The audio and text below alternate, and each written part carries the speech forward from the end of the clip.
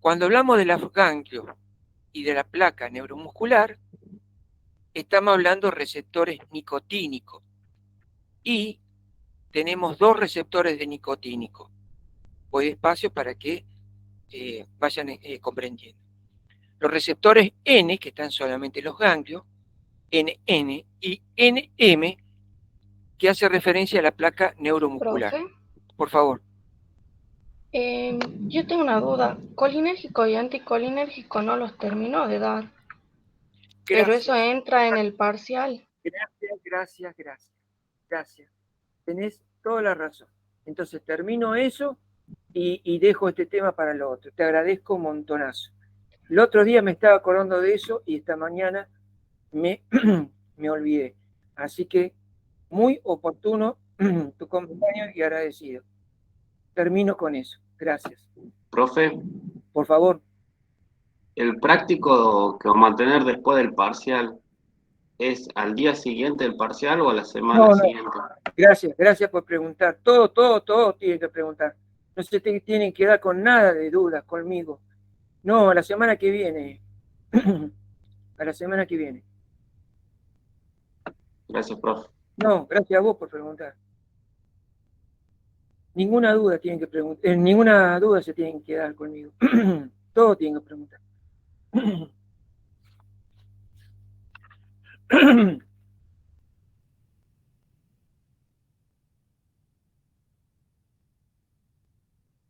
Y le agradezco que me haya preguntado.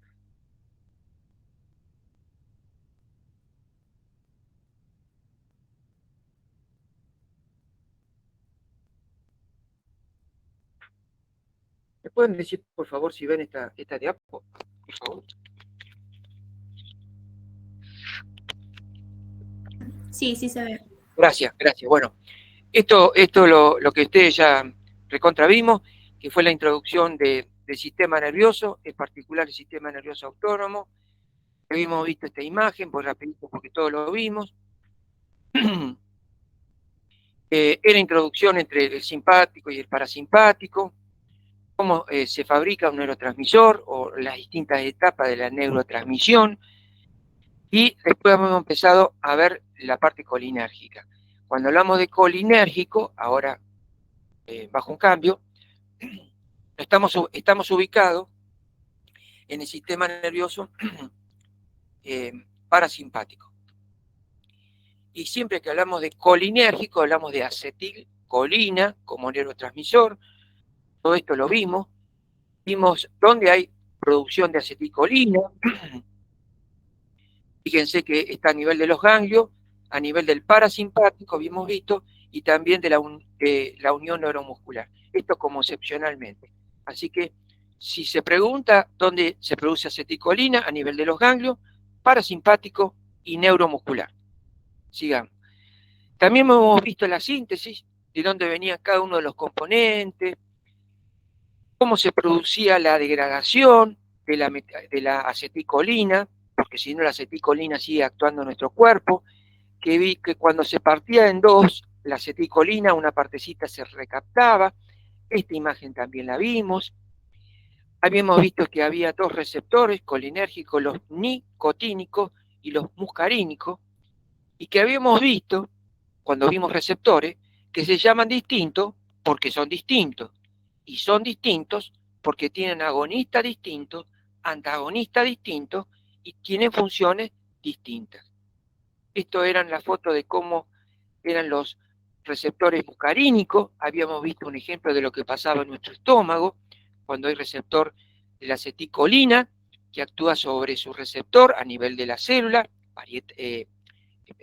parietal, movilización de calcio, se activa la proteína quinasa y finalmente hay producción de ácido clorhídrico, responsable estimulación de ácido de acetilcolina. Después hemos visto los receptores nicotínicos, diferentes de los muscarínicos, porque estos son ligados a canales de iónicos. ¿Qué ion puede entrar? El sodio, únicamente. Todo esto lo vimos, y esto vimos lo que es en foto, en una microfoto, en imaginaria, entre la unión entre la neurona y el músculo. Y también habíamos visto acá los distintos subtipos de receptores muscarínicos que se llaman distintos porque están ubicados distintos, tienen segundo mensajero distinto, tienen antagonistas distintos y agonistas distintos. Y algunos ejemplos, me parece que dejamos acá. ¿Me pueden confirmar, por favor? Por acá dejamos. Bueno, gracias, muy amable. Y para dar algunos ejemplos, ¿qué pasa cuando la acetilcolina actúa sobre nuestro ojo? Imaginemos, por ejemplo, que colocamos una gotita de acetilcolina en nuestro ojo, por ejemplo. Se produce contracción, se produce miosis, ¿correcto? Si hubiera también a nivel del ojo, se estimula y comenzamos a lagrimear, se nos caen las lágrimas sin ninguna causa, solamente por estimulación del ácido del acetilcolina. La saliva se hace menos fluida, más espesa. En los bronquios hay aumento de las secreciones, broncoconstricción, y así sucesivamente. Recién lo que hemos visto, ¿se acuerdan? Es que a nivel del tracto gastrointestinal, si se estimulaba el receptor, la acetilcolina producía ácido clorhídrico, recién vimos, pero esto, en definitiva, son solamente ejemplos para que puedan ustedes comprender qué ocurre cuando la acetilcolina estimula distintos receptores muscarínicos. Hay un tema muy importante que es cómo se puede modificar la neurotransmisión colinérgica. Es decir, para que ustedes me entiendan, tenemos una neurotransmisión colinérgica normal. Funciona normalmente la acetilcolina sin que nosotros nos enteremos, día y noche, 24 horas, fin de semana, se libera acetilcolina solita, se estimula y eso permite que nuestros órganos funcionen con, de un lado, el sistema colinérgico, por ejemplo, estimulando, y del otro lado esto es parasimpático, el otro lado, el sistema simpático, en vez de estimular, frena.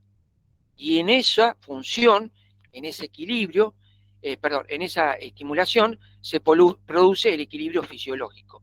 Pero lo que quiero transmitir es que hay una continua producción de acetilcolina, como de los otros neurotransmisores, y lo que le voy a mostrar ahora es cómo, a través de distintas sustancias químicas, se puede modificar esa neurotransmisión que normalmente, fisiológicamente, tenemos todos. Por ejemplo, fíjense, todos conocemos el alacrán. ¿Qué pasa cuando, y ahora se van a enterar ustedes, entre las tantas cosas que producen la picadura de alacrán, o casualidad, modifican el tema de hoy, la neurotransmisión colinérgica? Como también hay un pez que no es muy común por estos pagos, y también esta rana que tampoco es muy común por acá. Pero conclusión, estos animales producen toxinas, no medicamentos, sustancias químicas, toxinas, que lo que hacen es modifican la neurotransmisión colinérgica, pero ¿en qué parte del proceso? En la parte del potencial de acción, como acá está animado en amarillo. Por lo tanto, modifica en el paso de la neurotransmisión colinérgica, estas toxinas modifican el potencial de acción. ¿Por qué? El alacrán bloquea los canales de sodio, y al bloquear los canales de sodio impide que finalmente haya una entrada de calcio y que produce consecuentemente la liberación del neurotransmisor. Y la rana produce no el bloqueo de sodio, sino produce una despolarización permanente. Esto significa que el potencial de acción necesario para la neurotransmisión colinérgica no se alcanza. Entonces es como que no hay potencial de acción, no hay liberación de acetilcolina, fíjense, en los dos casos, y por lo tanto la neurotransmisión colinérgica está bloqueada por las toxinas del alacrán y la rana y el pez, esto en particular. Bueno, segunda alternativa, recién dijimos modificar el potencial de acción.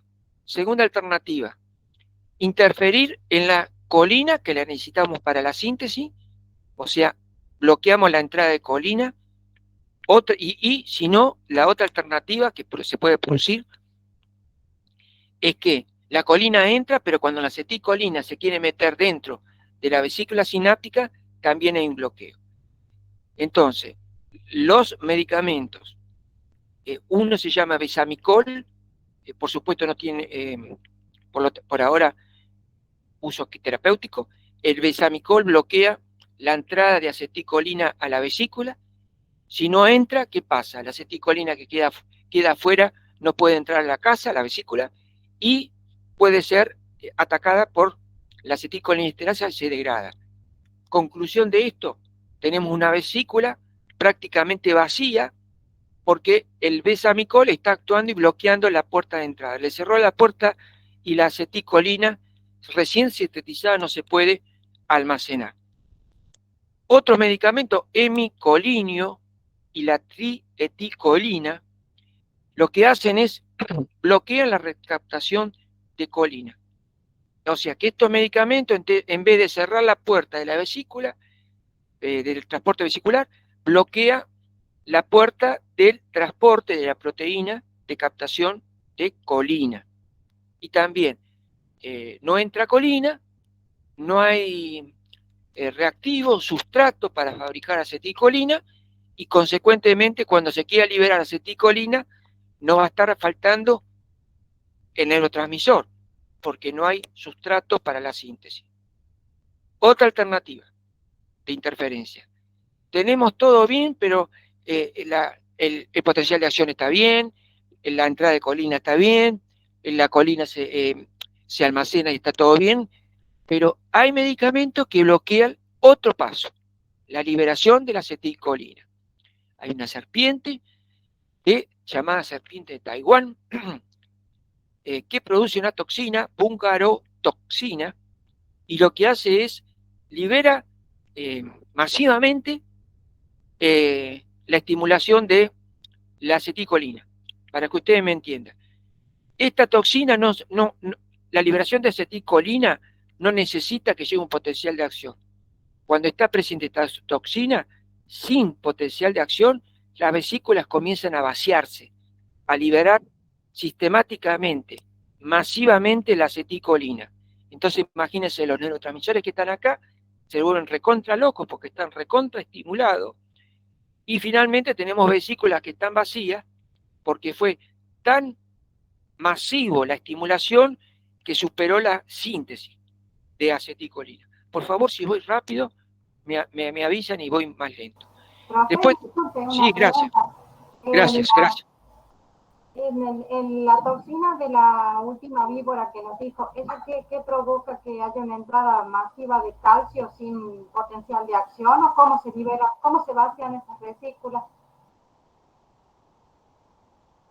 ¿Esta?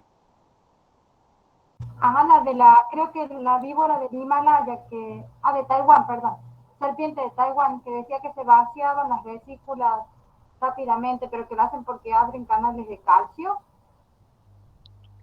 Exactamente. Sin potencial de acción. Gracias por preguntar. Muchas gracias, muy amable. Después tenemos la viuda negra, pero la araña, no la que engaña a los hombres, la araña viuda negra, y también la araña viuda negra tiene otra toxina, y ahora uno encuentra el daño que produce este tipo de araña, hablando en serio, que también tiene un efecto similar a lo que comentaste recién vos, que es una apertura de calcio, sin potencial de acción, masivamente la toxina libera masivamente, y obviamente las consecuencias. Y después tenemos la toxina botulínica, que bloquea, fíjense qué interesante, bloquea la exocitosis. O sea, llega el potencial de acción, el normal, el fisiológico, y no puede producirse la exocitosis. Es como que las vesículas quieren explotar para liberar su acetilcolina y no se bloquea. Aclaración, entre paréntesis.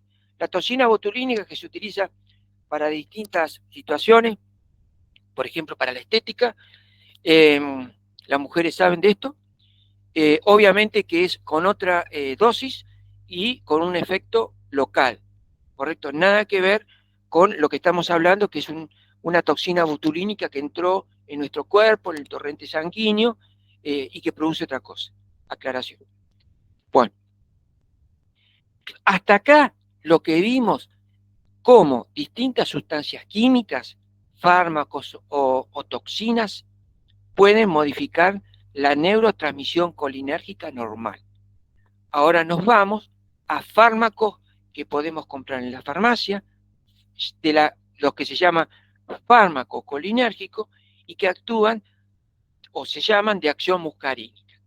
Cuando hablamos de acción muscarínica, nuestra cabeza tiene que asociarlo a dos cosas, a la acetilcolina y receptores muscarínicos. Estos fármacos pueden actuar en forma directa sobre quién, sobre los receptores muscarínicos, y por lo tanto son agonistas, ya sabemos lo que es, o pueden actuar en forma indirecta. ¿Cómo? No sobre los receptores, sino sobre otro lugar. ¿En dónde? En la enzima que metaboliza la acetilcolinesterasa. Este es un resumen de los distintos fármacos que están disponibles. Dentro de los agonistas tenemos los ésteres de las colinas, los alcaloides, productos naturales, o los de laboratorio, productos sintéticos, y dentro de los inhibidores tenemos los reversibles, que vamos a ver ahora todo, y los irreversibles. Entonces empezamos con los directos. Los directos, como dije recién, hay tres tipos. Estos son los ésteres de colina, la acetilcolina, como nuestro neurotransmisor, y metacolina. Después una combinación de colina con ácido carbámico y el producto es el carbacol o betanicol. Después tenemos algunos productos naturales, mucarina, pilocarpina, y los de síntesis.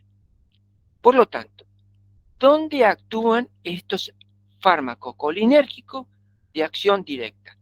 O también llamado parasimpático mimético, no se asusten por el nombre, de acción directa. Parasimpático mimético significa mimético, mimetizan, imitan al parasimpático, o sea, que son fármacos que, traducido esto, mimetizan, imitan lo que hace la acetilcolina, ¿en dónde? En el parasimpático. ¿Y de qué forma? De acción directa.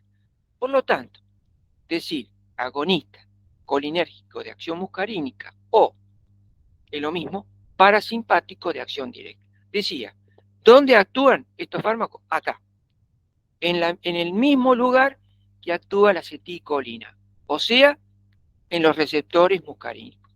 O sea, que cuando la acetilcolina se libera normalmente, involuntariamente, y ahora nosotros tomamos este tipo de medicamento, este receptor va a estar más estimulado, ¿correcto? Porque lo estimulan dos. Ahora, aparte de la estimulación fisiológica de la acetilcolina, tenemos la estimulación del medicamento que compramos en la farmacia. ¿Y qué se produce? Un aumento mayor de la estimulación que normalmente produce la acetilcolina solita. Ahora están dos, el fármaco y la acetilcolina. Por eso que aumenta la estimulación. De todos los efectos que se producen, le escribí los más importantes. Disminuye, por ejemplo, la frecuencia cardíaca, hay vasodilatación, por lo tanto es como que... Profe, Sí.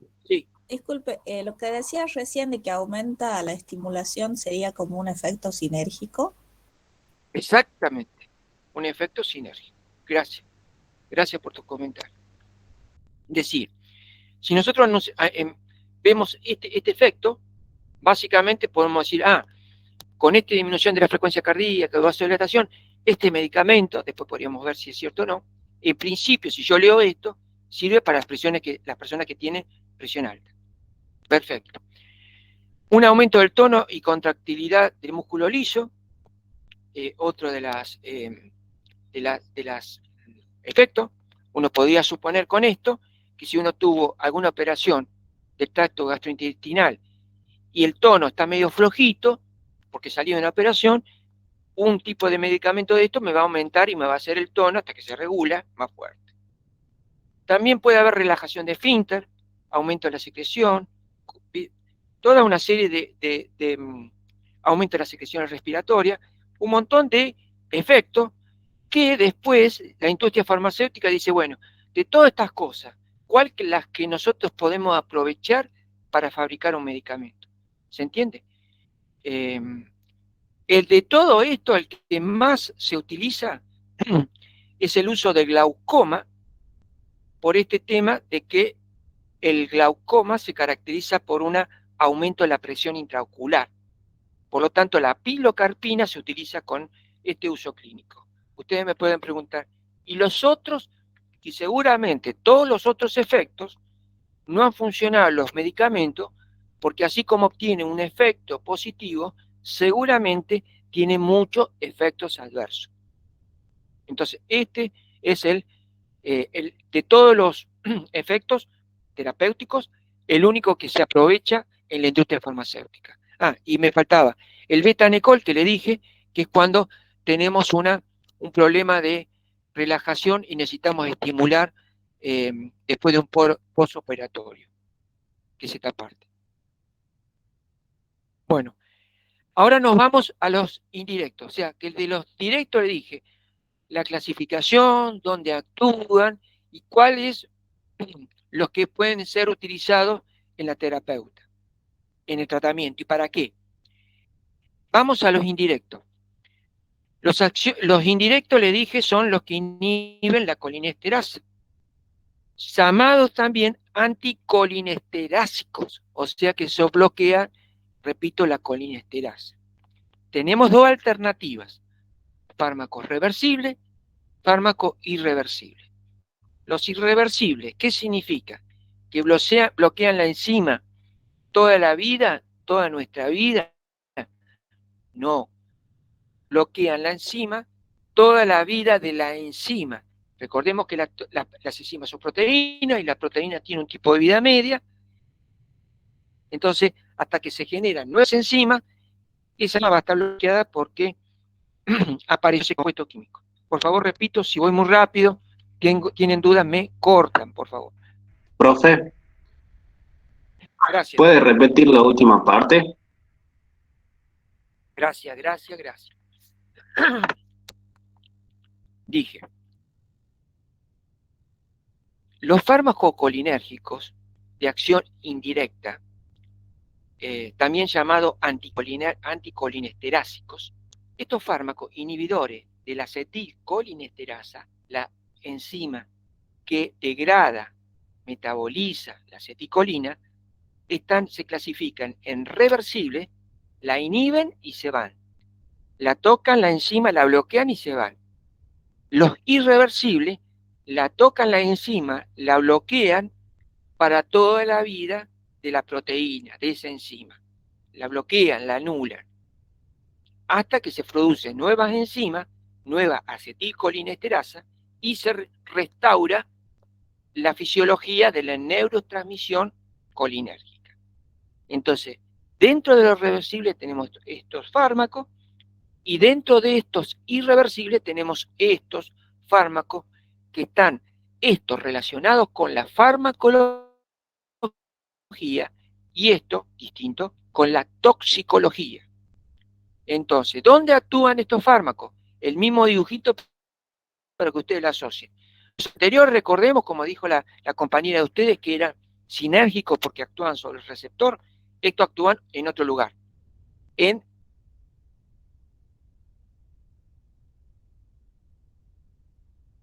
el bloqueo de la acetilcolina. Fíjense qué interesante. Si yo bloqueo la esterasa, ¿qué cosa es? La permanente estimulación del sistema Correcto. y bueno, la respuesta que debe ser controlada. Claro, correcto. Más clarito hago.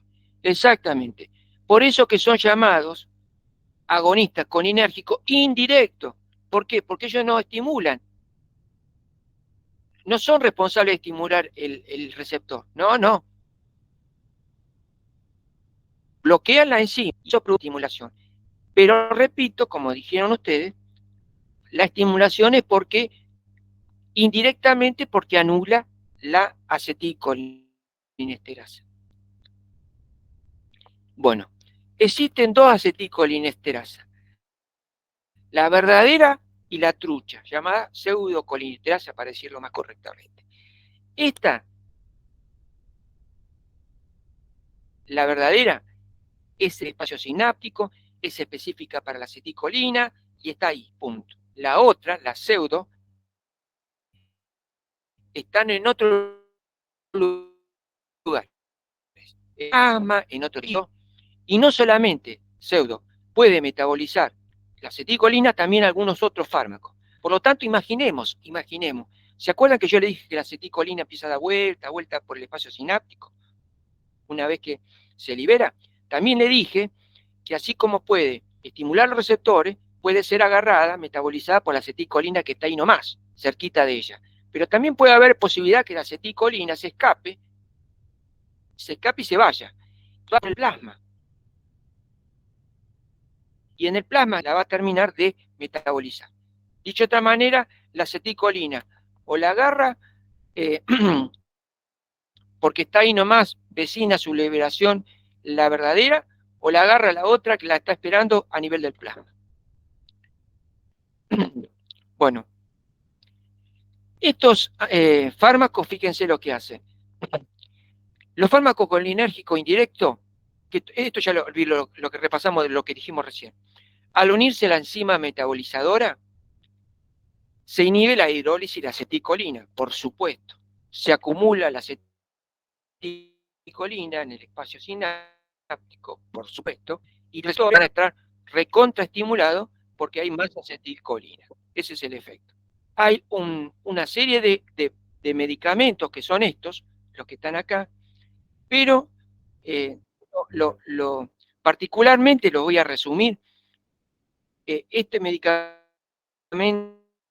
la piriostimina y la neostimina, se utiliza para miastenia gravis, y un poco más común, más nuevo, perdón, para tratamiento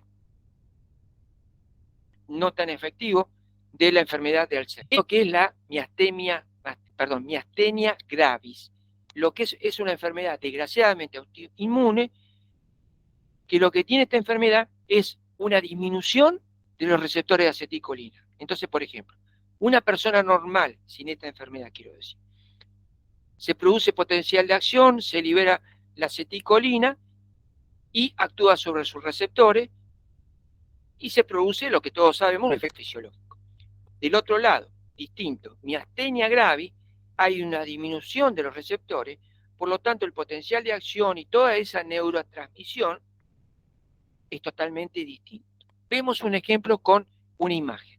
Esta persona que tiene una miastenia gravis a nivel ocular, nosotros tenemos la posibilidad de levantar la vista hacia arriba y mantenerla al tiempo que queramos, porque hay una respuesta fisiológica de la acetilcolina. En este caso, fíjense que esta persona no puede mantener esa situación vista, porque hay disminución de los receptores y por lo tanto hay una fatiga porque la neurotransmisión está alterada. Ahora vamos a los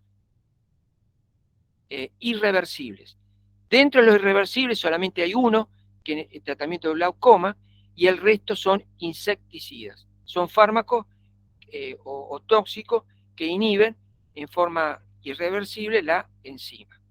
¿Cómo actúan estos fármacos? Si esto quiero que traten de entenderlo, bajo un cambio, y es lo siguiente este gráfico. Parece complicado, pero no lo es. Acá en esta partecita que está acá, tenemos la enzima. ¿Cuál? La acetilcolinesterasa. La acetilcolinesterasa, fíjense que tiene es una proteína que tiene un grupo carboxilo libre, que este grupo carboxilo tiene una manito negativa. Y después tiene un grupo también como libre de esta proteína, que tienen esto que no tienen carga, pero que van a traer por otro tipo de interacción. Entonces tenemos la enzima. Se une la neostimina. neostimina, en alguna parte se lo mencioné, acá está, es reversible. Bueno, decía, tenemos la acetilcolinesterasa, es esta, viene la neostimina, y la neostimina se clava acá. ¿En dónde? En este oxígeno, llamado de la parte serina, por una interacción de tipo covalente. Y hay este bracito, que era un grupo glutamato, que este nitrógeno tiene una carga positiva. Dicho de otra manera, la neostimina, por una cuestión covalente, estos espacios en estos lugares de carga de la enzima, se ancla y de esa forma se bloquea. ¿Cuánto tiempo? Un tiempo determinado. Este sitio aniónico y este sitio catalítico. Después de un tiempo determinado, recordemos, esto es reversible. Solita, esta neostimina se parte en dos y se despega. Se desprende, me queda nuevamente la acetilcolinesterasa limpita como está en esta situación. Distinto. Tenemos un inhibidor irreversible. Por ejemplo, un compuesto organofosforado, como es esto. Entonces, el compuesto organofosforado, el fósforo, por unión no iónica, sino covalente, son más fuertes, la unión covalente se pega y de esa forma bloquea a la enzima, porque no, la acetilcolinesterasa cuando quiere llegar va a encontrar, en este caso, que hay alguien que está ocupando un lugar, entonces no se puede anclar. Y en este caso lo mismo, cuando la acetilcolina quiere llegar y para metabolizarme va a encontrar que algún desconocido está anclado en los dos lugares. Sigamos con este ejemplo. Se bloquea esta enzima y por lo tanto permanece irreversiblemente.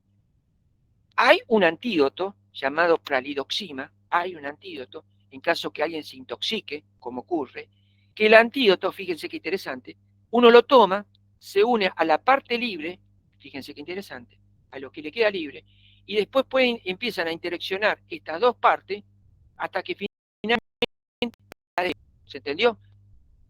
Repito el concepto, pralidoxima, antídoto, se pega a la parte libre, una vez que se pegó, estos dos empiezan a interaccionar, a jugar entre ellos, y se desbloquea la enzima. Esto es muy bueno, pero este es un antídoto que solamente funciona si llegamos rápido a ese paciente que está intoxicado. Si llegamos rápido, si llegamos no rápido, después de 4 horas, ya quedó pegado el fósforo y no hay forma de despegarlo con el antídoto. Bueno, es lo que dice acá, es todo lo mismo. El reactivador, después lo ven, todo lo que les dije recién, esto es lo mismo. Bueno. Un ejemplo de esto, desgraciadamente, de esto es irreversible, el gas sarín, que es un arma biológica, muy rapidito. Sobre esto, fíjense lo que es la locura de lo bueno que puede ser la química. Bueno, el gas sarín tiene toda a favor para que sea un arma biológica.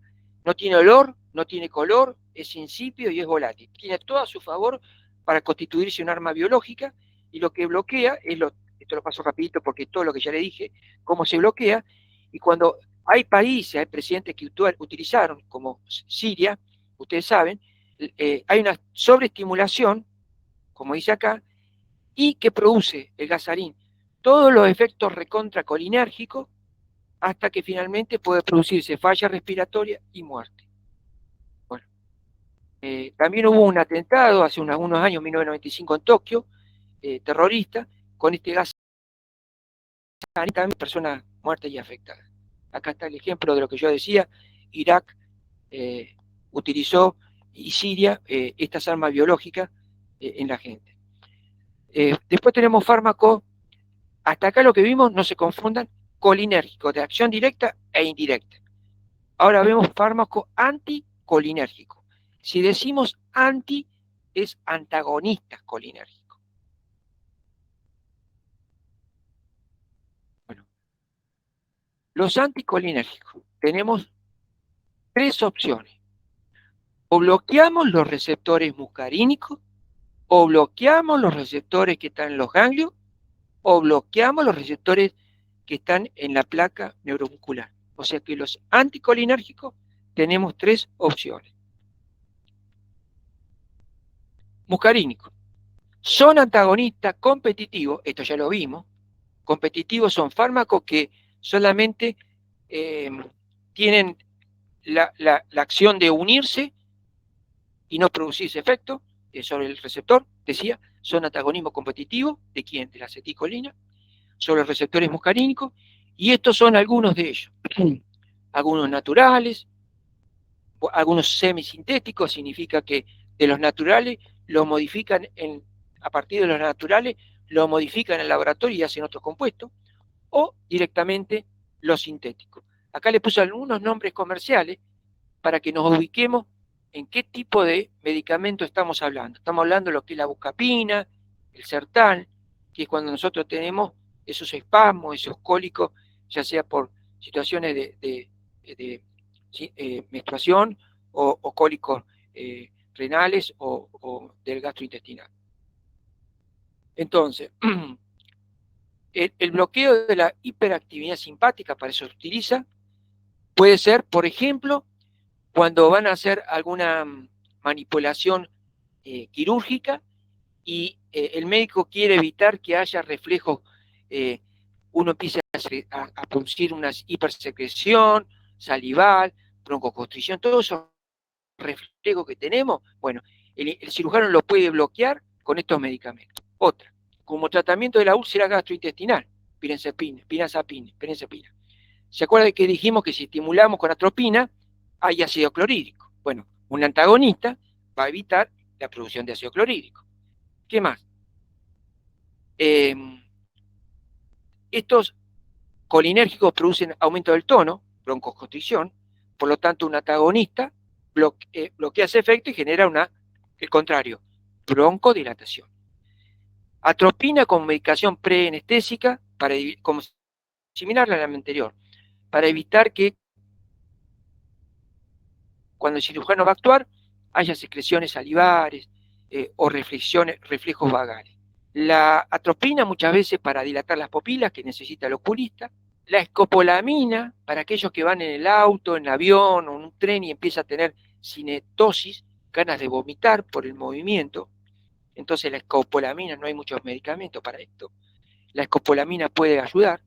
Y la trimebutina para cólicos intestinales. Bueno, ¿alguien sabe qué es esto?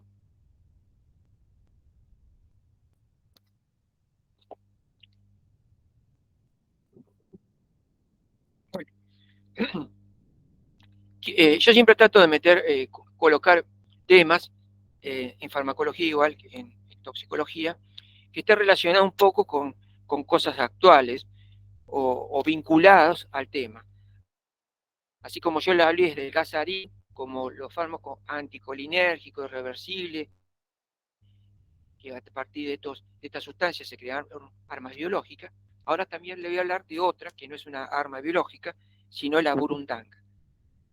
La burundanga es la que vimos recién, que era la escopolamina, que vimos recién. La mina está por acá, fíjense. ¿De dónde se saca?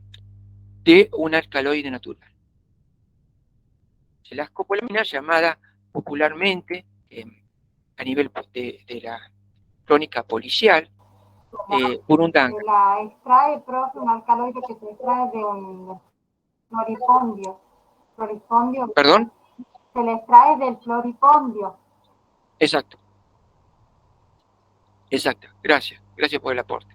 Un alcaloide. La burundanga es la droga así llamada popularmente que anula la voluntad.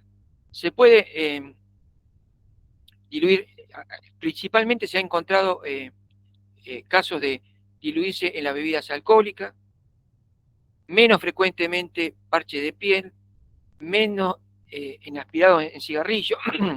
También había, así como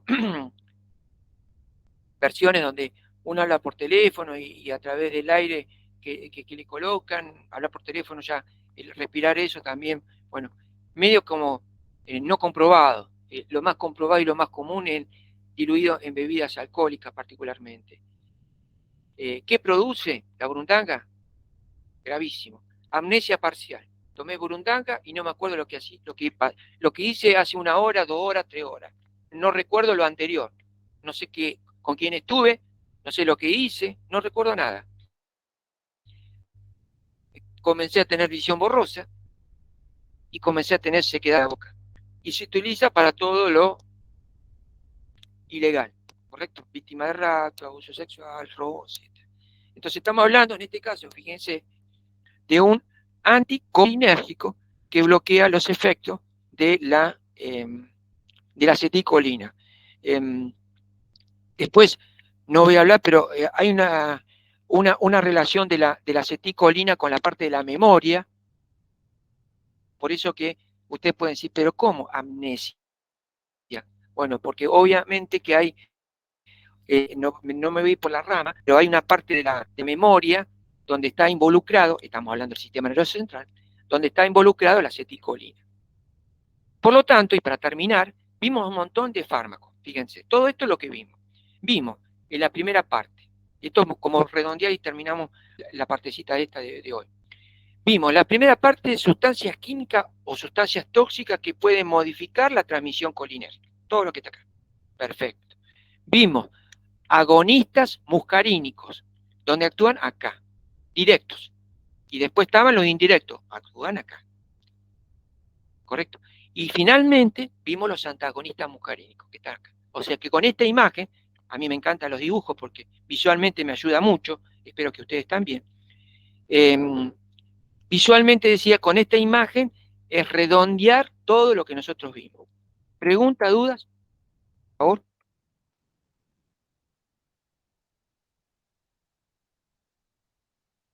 ¿Desmayaron? ¿Quedaron dormidos, por favor?